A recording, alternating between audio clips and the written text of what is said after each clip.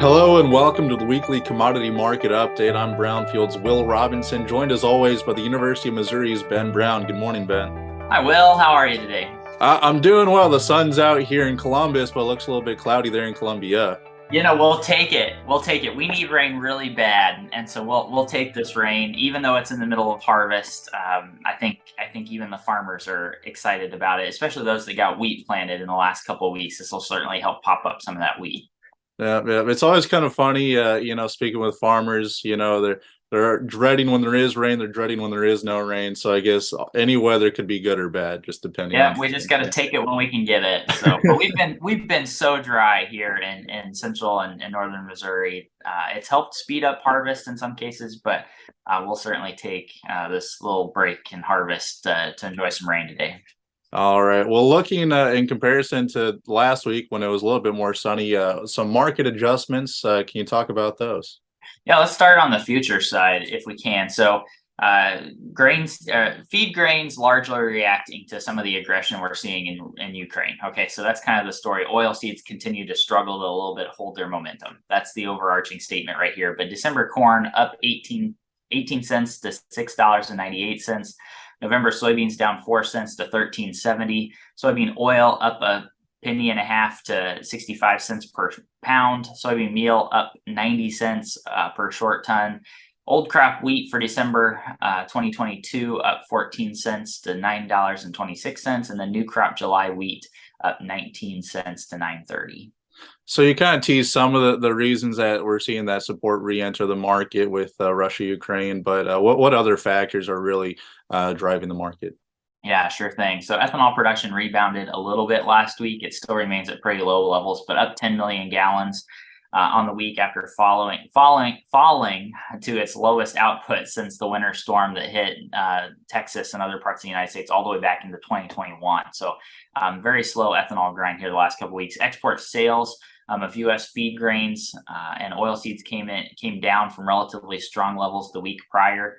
Corn, soybeans, soybean meal, soybean oil, grain sorghum, and wheat were all down week over week. Corn fell below pre-report estimates. Again, kind of some of those kind of sluggish demand factors there. Open interest futures positions, futures and options positions for Chicago wheat were flat on the week. Corn future and option positions were up 2%, but flat over the last 2 weeks. Soybean positions were down 2% week over week, but also flat over the last 2 weeks. Managed money futures and options positions increased for feed grains, again, due to that Russia-Ukraine conflict, up 711 contracts for Chicago wheat and up 5,874 contracts for Chicago corn. Chicago soybean managed money positions fell 17,000 positions, and that's a decrease of 34,000 and a half positions over the last 3 weeks. Private production estimates of U.S. corn and soybean crops also pointed maybe to a little bit of a reverse in trends that we've seen the last couple weeks and over the last 2 months, let's say, with corn production maybe increasing just slightly and soybean production decreasing just slightly. So really, I want to kick off today's conversation talking about what we kind of teased there early on, talking about drought conditions. You mentioned that's maybe helped speed along some of the harvest, but it hasn't necessarily been a full positive. What kind of conditions, especially in the Western Corn Belt, are farmers dealing with, as things continue to get drier until I guess here recently?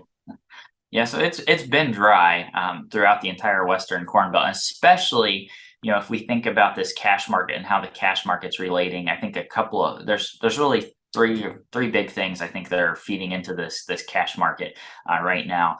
When we look at drought, the feed deficit regions in the Western Corn Belt were struggling with drought. They continue to struggle, and they're trying to pull corn from the Eastern Corn Belt into the Western Corn Belt.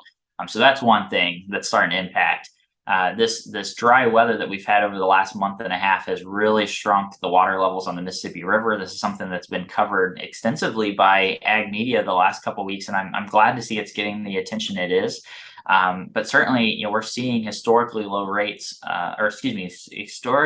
water levels on the Mississippi River, which is causing barge rates to hit record highs. And continuing to hit record highs. So we look at the Mississippi River at places like Memphis. Memphis is down to one-way traffic. So barges can either go up or they can go down at that point on the river. And certainly late last week, we saw a barge run aground and kind of back up barges on both sides. So, fertilizer coming up the river is struggling, and getting grain down the river is struggling as well. And that's kind of suppressing some of our cash bids here as well. And then the final thing that I think is figuring into that basis conversation, it's not a drought thing. So I kind of going off topic here a little bit, Will. But I think it is notable that just here recently, one of the largest railroad maintenance groups and union groups that represents about 12,000 railroad workers did reject that plan that was formed last week that kind of prevented a rail strike. So we're not out of the woods yet on a rail strike, and that's certainly going to have implications for cash basis prices as well. Well, it's kind of interesting because it's almost the mindset of when are the transportation concerns going to end? I guess maybe they never will, but because during the pandemic, where it was trucker shortage, port issues, right? That was the theme.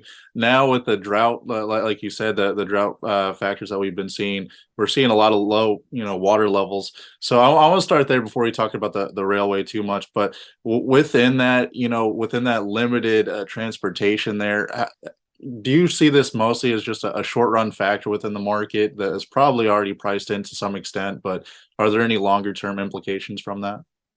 Yeah. So, and you probably saw me smile. It's not a joyful matter. It's not a laughing matter, but I was smiling because I did tell you this, Will. I told you this earlier this year that we were going to have logistics issues all through 22 into 2023. Yeah.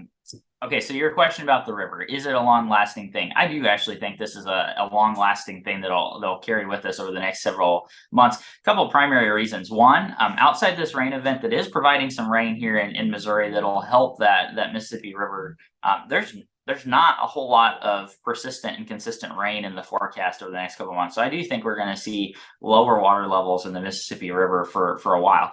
The second thing that I think is going to last with us for at least into the winter and maybe into next spring, especially for some of our northern states, is the lack of getting product up the river before the northern Mississippi is shut down for winter, right? It freezes over, we can't get product up the river. This is a primary time to get fertilizer into that market. And now we're seeing shipping companies, barge companies saying, if you're planning on getting any product, you need to do it now because we've got this low water situation and the river is going to be frozen and reach its end of the season here pretty quick. And so I think for some of our northern states, this could be a big impact in terms of getting input supplies come this winter into next spring. Sorry, I was muted there. Just looking at that with the already higher input prices that we've seen, over the last several months, how much higher do you think that has the potential to go with an issue like this? Yeah, so related to this issue, we're probably looking at another 5% that can be accredited to this, to the transportation specifically related to the river, another 5% increase or something like that. However, I do not want to, I don't want to beat around the bush here. I do think input prices are going to go up again this winter. I've used the analogy of it's Groundhog Day all over again. A lot of the same issues that we dealt with last year as it related to fertilizer, as it related to chemicals, are popping up again this year. Maybe they look a little bit different. They feel a little bit different.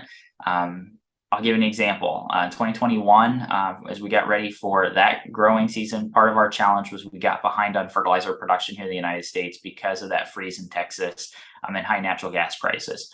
We're not seeing the production shortfalls here in the United States like we did, but we're seeing the production shortfalls in Europe as a result of high natural gas prices and reducing some of that industry production. So again, I think some of the same challenges that we saw last year during the production season, prior to the production season, are showing up again this year as we head into 2023's growing season.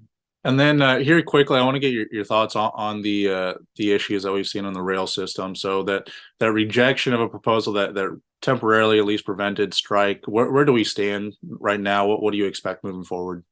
Yeah, and this is a lesson in macroeconomics for any of those out there that just despise economics.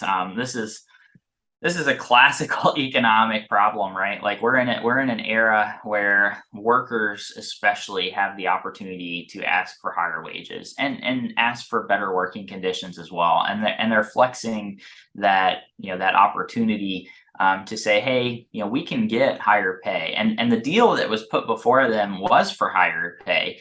But they're now saying, no, we're going to reject this because we think we can get additional pay. And this is the market, right? Like, I mean, the market is tight for labor, and certainly, they're we have to have them, and so the price is going to continue to move high.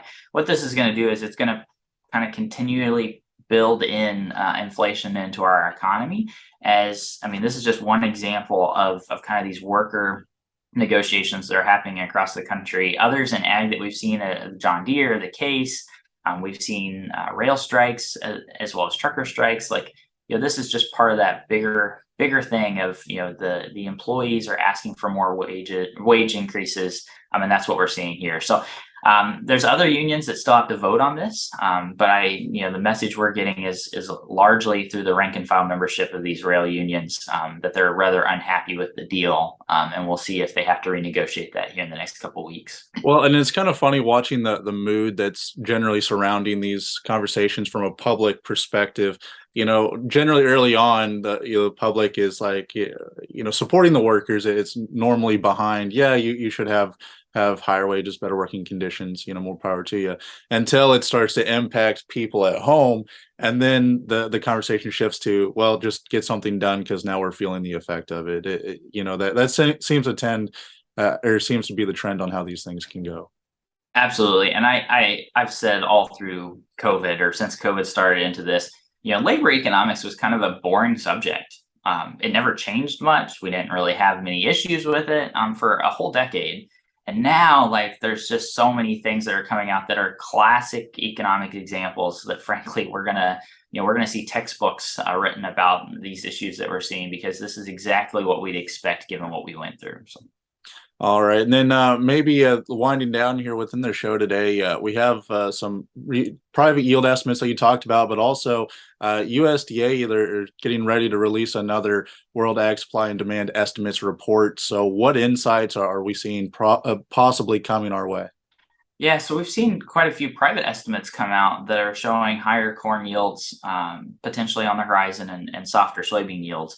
However, if you look at the average trade guesses heading in tomorrow, a little bit softer corn yields on average across the board for traders, and a little bit higher for soybean across all those traders as well. So that would signal that the picture continues on that same trend that the September 1 stocks report kind of set us on, of very strong or very tight corn and wheat balance sheets, and improving to some extent. It still remains very tight soybean market. But we're at the point where USDA is going to reduce ending stocks tomorrow. I feel pretty confident about that for the next growing season for corn and wheat. And they'll have to reduce the demand picture even more because the product isn't there. And certainly I expect it to come out of the export market, as well as that feed and residual use market as well. Well, and then I feel like this is always my question here, but do you think that the market is already expecting a lot of these adjustments and has already maybe factored in some of the potential adjustments coming? Well, we set on a very bearish, so on the soybean side, it was a little bit bearish out of that September report, but we built in a very strong price premium after that September report. So, if things are relatively close to where we were in September on the yield and production side for 2022, I'm not expecting a big shift in the market because we've built a lot of that in.